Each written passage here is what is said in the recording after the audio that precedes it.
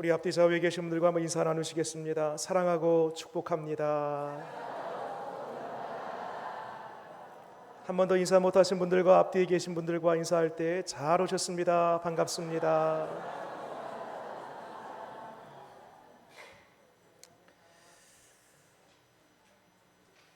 인간의 역사를 한마디로 정의하자면 성 쌓는 역사였습니다. 최대한 강하게, 두껍게, 웅장하게, 크게 성을 지어서 그 성으로 말미암아 생명을 보존하고 그 마을을 잘 유지하도록 했습니다. 비단 이 성이라는 것은 강하고 큰 어떤 벽돌을 쌓는 그 성만을 의미하지는 않습니다.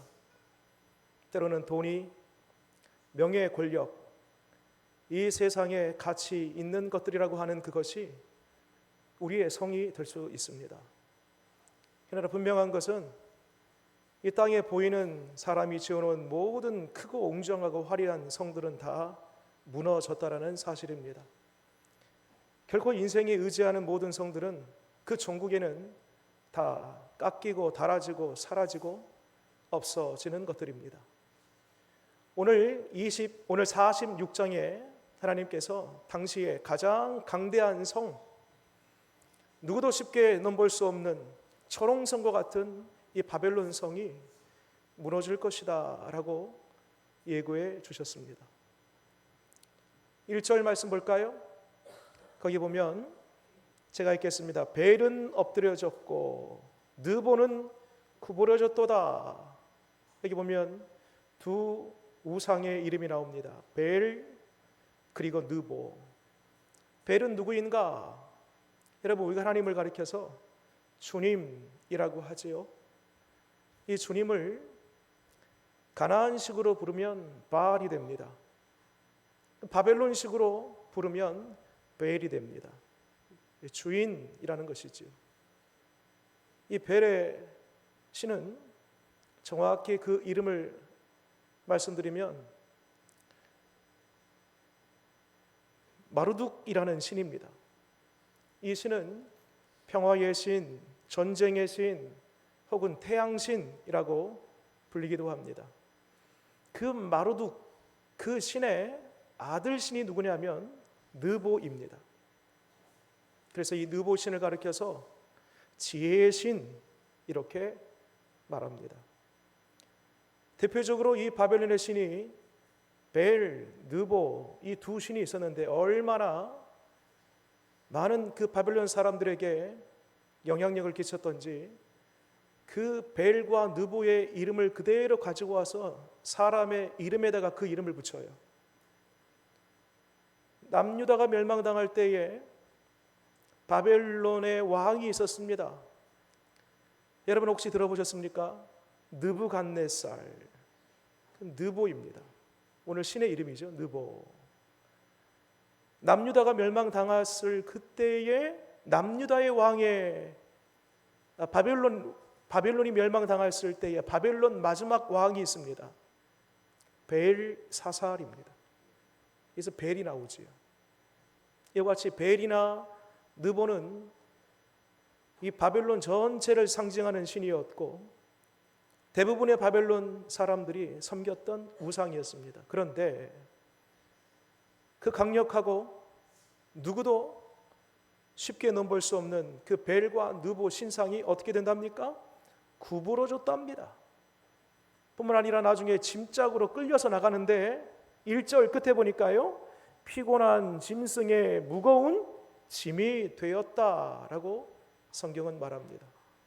이것은 두 신상이 무너졌다 이 정도의 차원의 의미가 아니고 그 바벨론 성과 바벨론 그 제국 자체가 완전히 무너졌다라는 것을 가리킵니다.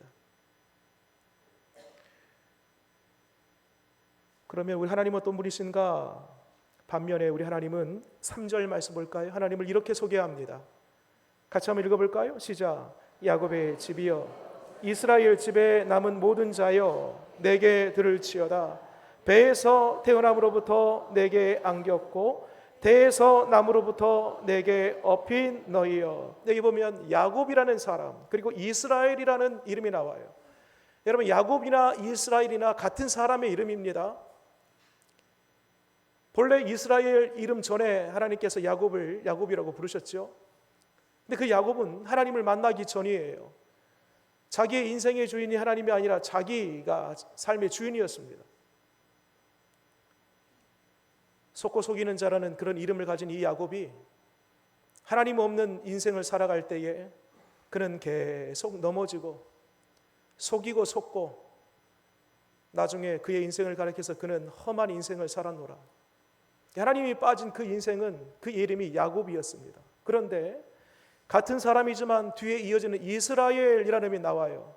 그 이스라엘은 하나님께서 이 야곱을 만나주신 이후에 붙여진 이름입니다.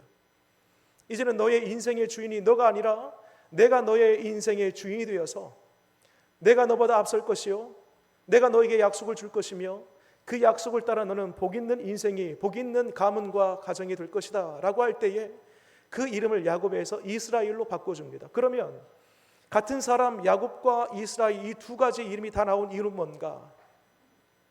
야곱아, 내가 너를 처음부터 알았다라는 것입니다. 네가 태어날 때부터 출생부터 너의 인생 끝까지 내가 너를 잘 안다라는 것을 의미하는 그 이름이 바로 야곱 그리고 이어지는 이스라엘 이 두 가지의 이름을 다 쓴 이름 속에 담겨져 있는 것입니다. 하나님 뭐라고 하시는가? 그 이스라엘 야곱을 이스라엘 백성들을 가리킵니다. 어떻게 해요? 내게 안겼다. 내가 너를 업었다. 언제까지? 4절 말씀 보니까 제가 읽겠습니다. 너희가 노년에 이르기까지 내가 그리하겠고 백발이 되기까지 내가 너희를 품을 것이라. 내가 지었은즉 내가 업을 것이요 내가 품고 구하여 내리라. 아멘. 여러분, 우리 하나님은 어떤 분이십니까? 하나님은 만물의 창조자가 되십니다. 우리 인생의 창조자가 되십니다. 하나님은 창조하시고 그냥 내버려 두지 아니하시고 그 인생에게 눈 떼지 아니하시고 가장 가까이 찾아오셔서 두 팔 벌려 그를 안으시고 그가 힘들어하고 고단해야 할 때는 그를 업으시고 언제까지? 노년에 이르기까지, 심지어는 백발에 이르기까지 생명 다하는 그날까지 걸음을 주님이 책임져 주시고 인도해 주시는 하나님이시라는 사실을 믿으시기 바랍니다. 여러분, 지금 이 순간에도 우리가 예배드리고 있는 지금 이 순간 세상의 수많은 사람들은 금으로 덕지덕지 금으로 발라놓은 그 금 신상 앞에서 손을 모으고 고개를 조아리면서 정성을 다해 그 신을 감동시키기 위해 애쓰는 사람들이 있습니다. 그런데 모든 이 땅에 세워놓은 우상들은 오늘 나와 있는 이 금장색이라는 표현이 나오고 있는데 그 사람들, 사람이 만들어 놓은 것이요 그 신들은요 어딜 보시냐면 7절 말씀 볼까요? 7절 읽겠습니다. 시작. 그것을 들어 어깨에 메어다가 그의 처소에 두면 그것이 서 있고 거기에서 능히 움직이지 못하며 그에게 부르짖어도 능히 응답하지 못하며 고난에서 구하여 내지도 못하느니라. 아멘. 여러분, 이 땅에 존재하는 모든 우상의 실존입니다. 사람이 깎아서 뭔가의 형틀에 주조물을 넣어서 만들기는 크게 번쩍번쩍 그렇게 만들어 놓았어요. 그런데 여러분, 그 우상들이 한 걸음이라도 떼는 거 보셨습니까? 그 앞에서 뭔가 기도를 하면 그 기도에 따라서 응답해 준 우상이 있습니까? 그래서 여러분, 우상을 가리켜서 무능이라고 말합니다. 무능. 아무런 능력이 없어요. 그리고 그 앞에서 고개를 조아리고 절하고 손을 비는 그 사람을 가리켜서 무지라고 합니다. 우상이 뭐냐? 무능과 무지의 만남이에요. 그러나 여러분, 우리 하나님은 살아계신 하나님이심을 믿으시기 바랍니다.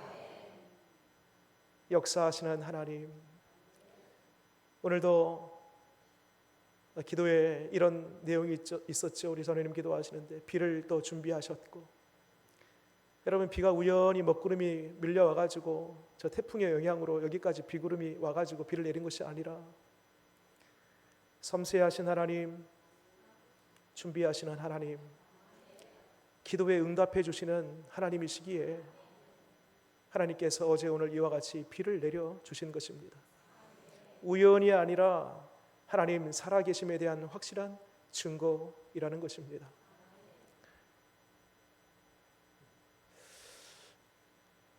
우리가 이와 같은 하나님에 대한 이 고백, 이 믿음, 때로는 흔들릴 때가 있어요. 어제의 믿음이 오늘의 믿음을 보장하지는 않습니다. 매일매일 눈 뜨면 우리의 믿음을 고백하고 우리의 믿음을 점검하지 아니하면 쉽게 우리도 하나님 아닌 다른 것에 눈을 돌리고 하나님 아닌 다른 것에 우리의 한쪽 다리를 거칠 수 있다는 것입니다. 오늘 하나님께서 이방신이 이렇다, 우상들이 나는 이러한 존재다 라고 하나님과 이 우상들을 비교하신 이유가 있습니다. 선택하라는 거예요. 둘 중에 하나를 선택하라는 거예요. 우상이냐 아니면 하나님이냐. 여기서 우상이라는 것은 어떤 신상, 나무나 돌로 만들어진 어떤 그런 것을 넘어서 내가 하나님보다 더 사랑하고 있는 것들, 그것이 돈이 되든 자녀가 되든 내가 노후에 뭔가를 준비해 놓은 그런 자금이 되든 명예, 권력, 이 세상의 어떠한 그 가치가 또 하나의 우상일 수 있는데 그것이냐 나냐, 둘 중에 하나를 택하라 라고 말씀하고 있는 것입니다. 여러분, 우리 하나님은 세상 그 무엇과도 비교할 수 없는 뛰어나신 분, 초월하신 분, 모든 것 위에 계시는 하나님이심을 믿으시기 바랍니다. 어딜 보시냐면 6절 말씀, 5절 말씀입니다. 5절 같이 한번 읽겠습니다. 시작. 너희가 나를 누구에게 비기며 누구와 짝하며 누구와 비교하여 서로 같다 하겠느냐. 비길 수가 없어요. 견줄 수가 없어요. 우월하신 하나님, 모든 것 위에 초월자 되신 하나님, 여러분 그분을 날마다 믿음으로 고백하고 그분을 붙들고 의지하면서 살아가는 저와 여러분 되시기를 바랍니다. 여러분 한 번 더 말씀드립니다. 우리 지난주의 믿음이 오늘의 믿음을 보장하지는 않습니다. 어제까지는 내가 그렇게 뜨겁게 믿음 생활을 하고 내 입으로 주님 나의 창조주여 나의 인생의 주인이십니다라고 진실로 정직하게 믿음으로 그렇게 고백했다 할지라도 하루가 지나면 나도 모르게 그 믿음이 식어지고 떨어지고 약해질 수 있습니다. 매일 점검해야 돼요. 그러면 어떻게 하면 우리의 믿음을 유지할 뿐만 아니라 내 속에 그 믿음의 불꽃이 타오르지 않도록 계속 타오를 수 있도록 어떻게 할 수 있는가? 오늘 크게 두 가지 방법을 말씀드립니다. 첫 번째로는 기억하는 것입니다. 자, 어딜 보시냐면 8절, 9절 말씀을 읽겠습니다. 시작. 너희 패역한 자들아, 이 일을 기억하고 장구가 되라. 이 일을 마음에 두라. 너희는 옛적 일을 기억하라. 나는 하나님이라. 나 외에 다른 이가 없느니라. 나는 하나님이라. 나 같은 이가 없느니라. 아멘. 여러분, 이스라엘 백성들에게 있어서 기억하라, 과거의 일을 기억하라 하면은 가장 먼저 기억나는 사건이 있습니다. 그것은 뭔가 아니 바로 출애굽 사건입니다.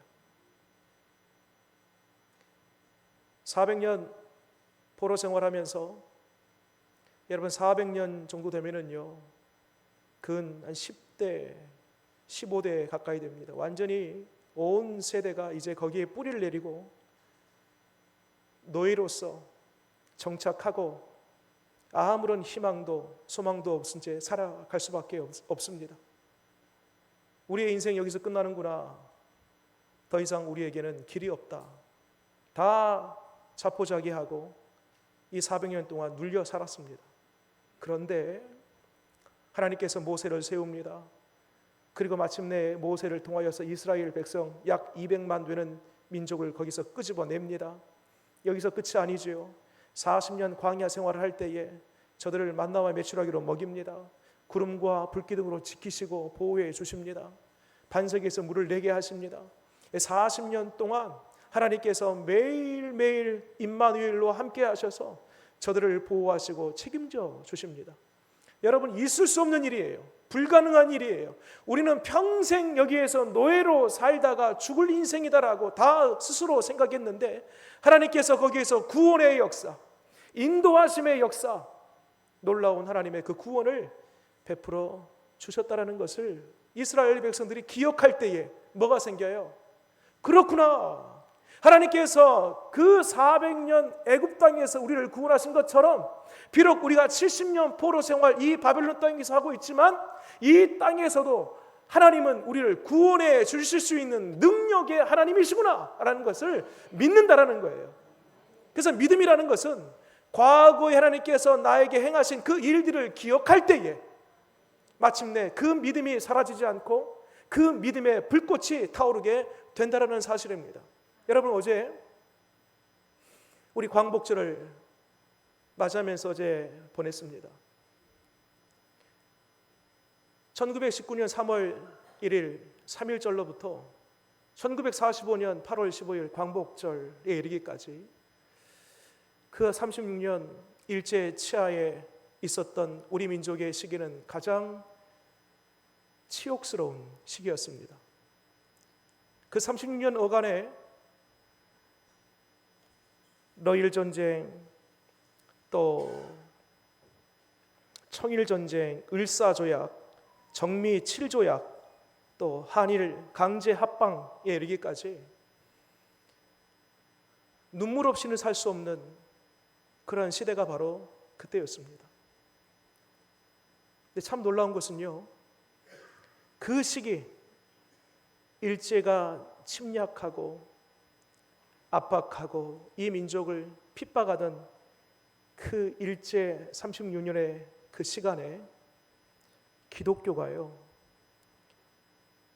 그때로부터 약 20여 년 전에 들어옵니다. 들어온 지 얼마 안 됐어요. 약 20년 정도 됐습니다. 기독교가 들어와서 뿌리를 내리고 있는 그 시점과 딱 맞물립니다. 당시 우리나라 전체 인구가 약 2천만 정도로 추정됩니다. 기독교 인구가 얼마 됐을까? 한 15년에서 20년 정도 기독교가 이제 막 들어와가지고 뿌리를 내리면서 그때에 15만에서 20만 정도로 추정됩니다. 그러니까 전체 인구에 비하면 기독교 인구가 1%밖에 되지 않아요. 그런데 그 1% 얼마 되지 않는 15만에서 20만 정도 되는 그 기독교인들이요, 어떤 일을 하게 되냐면, 당시 이제 복음이 들어왔잖아요. 성경을 받아들였지 않습니까? 당시 성경 중에서도 가장 많이 읽었던 본문이 어디냐면 출애굽기라는 말씀, 그리고 오늘 나와 있는 이 이사야, 그리고 에레미야의 말씀입니다. 앞에도 말씀드린 것처럼 출애굽기는 애굽에서부터의 탈출이에요. 애굽에서부터의 해방과 자유예요. 이사야와 에레미야는 뭐예요? 바벨론으로부터의 자유와 해방이에요. 아, 그렇구나. 복음의 정신, 이 말씀의 사상이 자유와 해방이구나. 하나님께서 함께하는 그 민족에게는 반드시 하나님께서 그 민족을 자유와 해방, 자주민주 국가로 하나님께서 만들어 주시는구나라는 그런 믿음이 탁 들어오는 거예요. 그러면서 1919년 3월 1일 이제 본격적으로 3.1 운동이 시작되죠. 그때 딱 한 번만 한 것이 아닙니다. 이때 민족 대표들이 모였어요. 33인입니다. 그 중에서 기독교인들이 몇 명인가? 16명입니다. 항일 운동을 하면서 3.1 운동과 함께 당시에 붙잡혔던 초기의 사람들 약 9천 명이 정도 수감됐습니다. 이 9천 명, 처음에 수감됐던 사람들 중에서 기독교인들이 몇 명인가? 약 2,000명에서 2,500명 정도 됩니다. 4분의 1에서 3분의 1 가까이 됩니다. 그만큼 믿음의 사람들이 그 항거, 그 항일, 선봉에 서서 마침내 1945년 8월 15일 광복의 기쁨을 맞이하게 되었던 것입니다. 몇 주년인 줄 아십니까 여러분? 어제가요? 81주년입니다. 우리 광복된 지 100년이 안 됐습니다. 그런데 그 광복한 이후에 어떻습니까? 5년 후에 1950년 6월 25일 6.25 전쟁이 발발되고 전쟁 일주일만 한 게 아닙니다. 3년 동안 전쟁합니다. 이 땅에 산천에 남아있는 게 없어요. 세워져 있는 건물은 다 무너졌습니다. 수백만의 사상자가 났습니다. 완전히 폐허가 된 이 땅. 그리고 이후에 지금 80년이 되지 않았음에도 불구하고 여러분 대한민국이요, 이 세계가 주목하는 대한민국이 됐습니다. 이 세계 안에서도 가장 위상이 높은 대한민국. 관광객들이요 1순위 어느 나라 여행하고 싶습니까? 대한민국. K푸드, K컬처, K뮤직, K팝이죠. K방산 등등 이 대한민국이 모든 세계의 이목을 집중시키는 나라가 되었다는 사실을 여러분 우리는 뉴스를 통하여 왕왕 듣게 됩니다. 여러분 누가 다 하신 겁니까?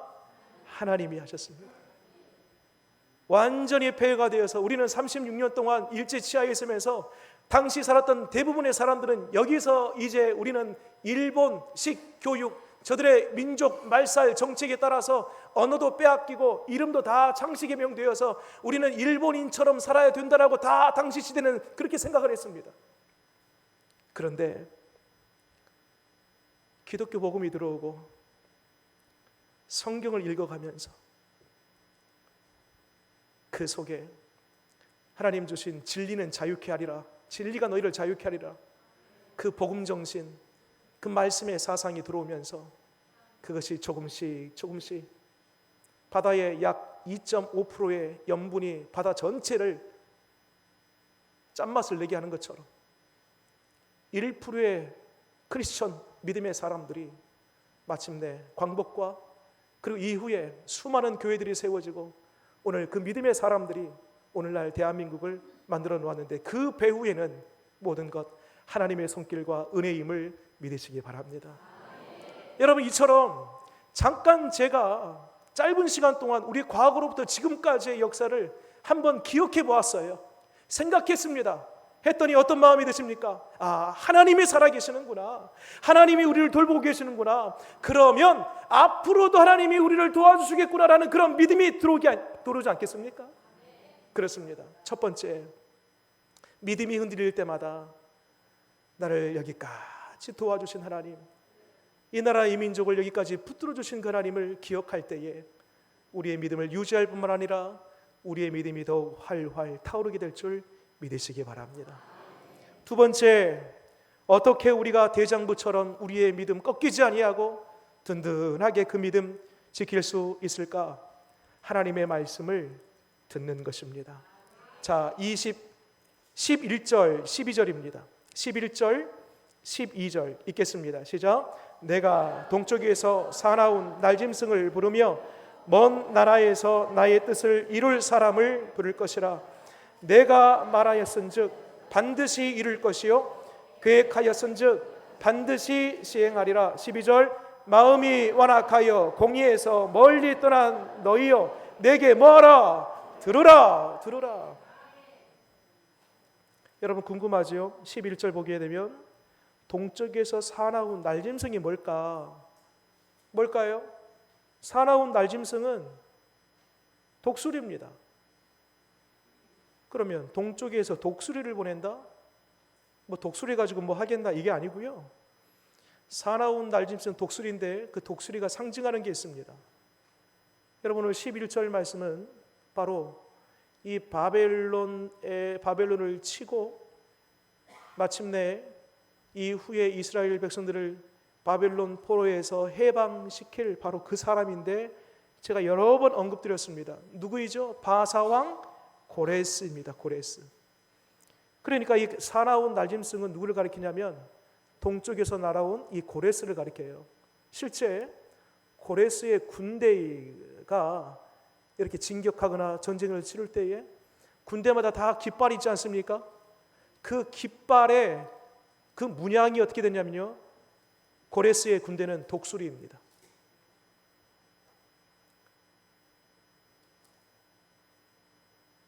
고레스를 통하여 내가 반드시 바벨론을 무너뜨리고 너희를 포로에서 자유케 하리라. 그런데 여러분, 지금은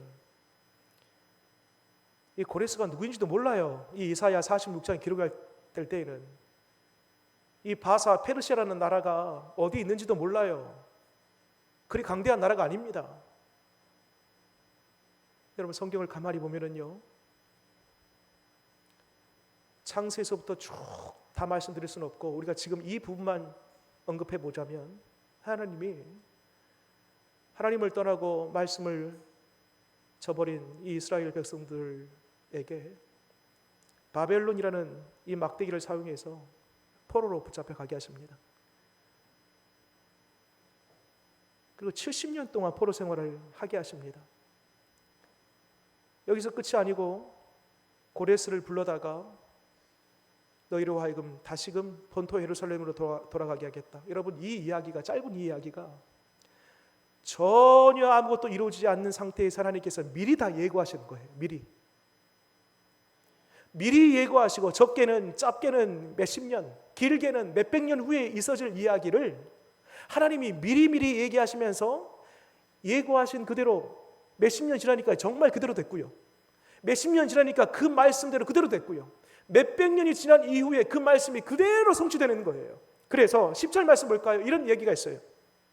10절에 내가 시초부터 종말을 알리며, 미리 알렸다는 거예요. 창세로부터 요한계시록까지, 창세로부터 종말에 이르기까지 미리 알려준 거예요. 하나님이 아직 이루지 아니한 일을 예적부터 보이고 이르기를 나의 뜻이 설 것이니 내가 나의 모든 기뻐하는 것을 이루리라 하였노라. 여러분, 질문 드려봅니다. 하나님께서 단기간의 역사에는 바벨론, 그리고 바사 이 고레스, 그리고 자유와 해방, 이 단기간의 역사뿐만 아니라 창세로부터 우리 예수님 다시 오시는 그 재림의 마지막 세상 끝날까지 이 통으로 전체의 이 역사를 하나님께서 미리 우리에게 알려주신 그 이유가 뭘까요? 하나님이 이 우주 온 세계 역사의 주관자가 되신다는 거예요.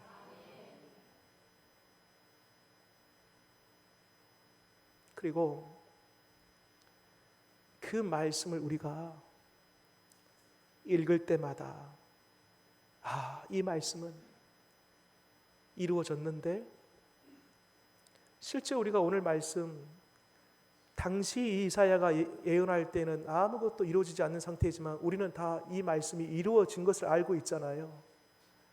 그 말씀을 읽어가면서, 그 말씀을 들으면서 이 말씀은 이루어졌는데 하면서 뭐가 들어와요? 믿음이 들어와요.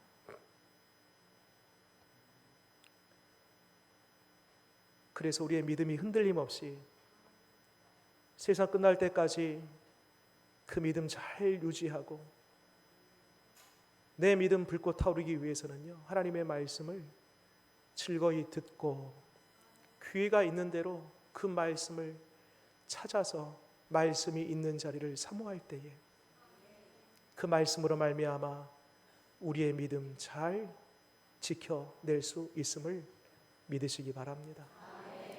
여러분, 우리는 세상의 소리에 24시간 노출되어 있습니다. 듣고 싶지 않아도 세상의 소리가 자꾸 들어와요.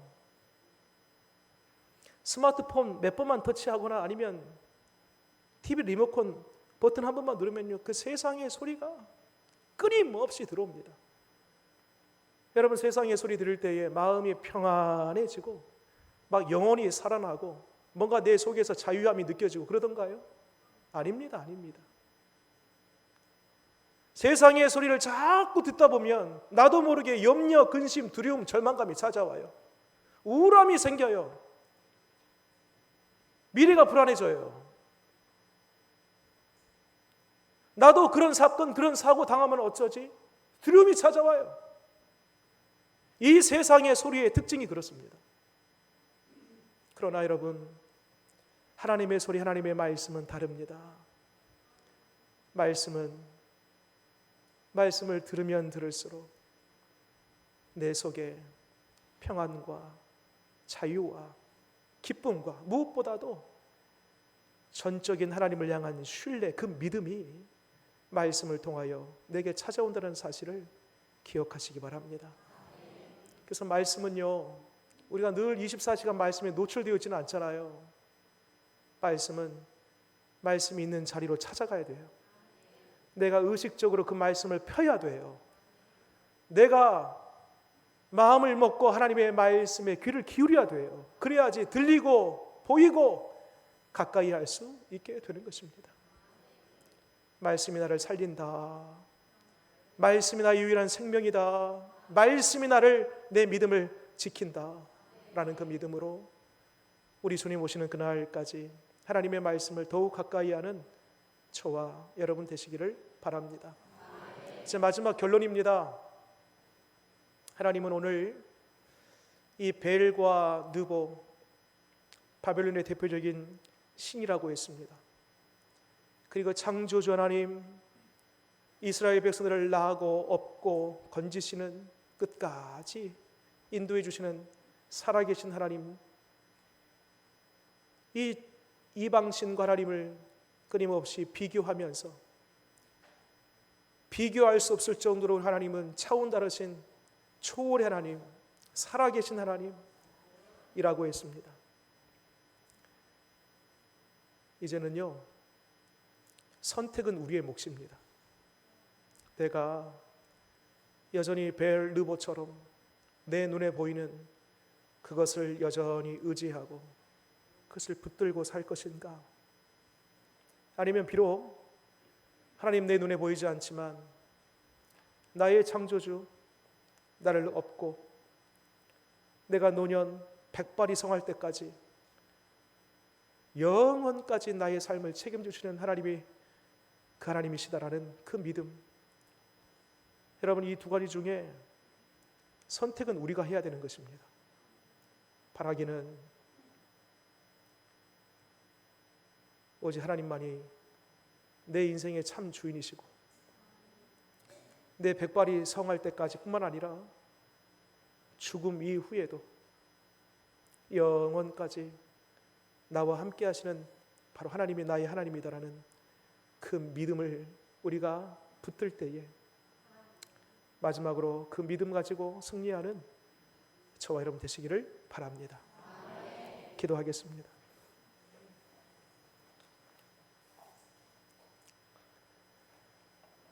주님,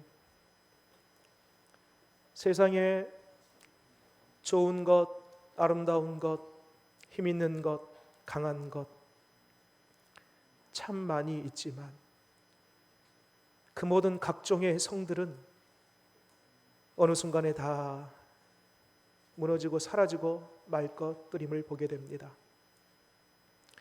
내가 그토록 의지했던 것들, 그거 있으면 되겠지, 그거 있으면 살겠지 라고 했던 그것조차도 다 언젠가 꽃이 떨어지고 시든 것처럼 다 없어지고 말 것들입니다. 그러나 하나님 마지막까지 신실하게, 성실하게 언제나 그 자리에 계시는 한 분은 오직 유일한 여호와 하나님 한 분이신 줄 믿습니다.